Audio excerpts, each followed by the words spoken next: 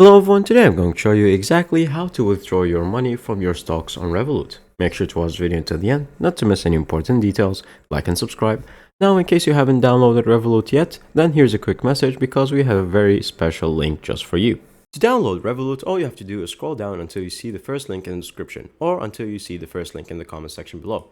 Once you go there and you click on it, you'll be invited to this page where you can sign up with your phone number from any country that you would like, and you will receive a referral bonus and the best method to transfer money on your accounts.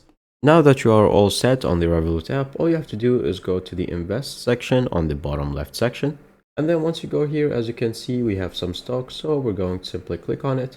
And now as you can see, if you have any stocks, all you can do is click on sell on the bottom right section. Select however many shares you would like to sell and then to which investment account you would like it. Now once you do that, you're going to go back. Once you sell your shares, it's going to get transferred to either of your accounts in the fiat section, so USD dollar or euro. So we're going to click on either of them, or you can click on the brokerage account right here and then simply click on withdraw on the bottom right section right there, and then send to USD or euros.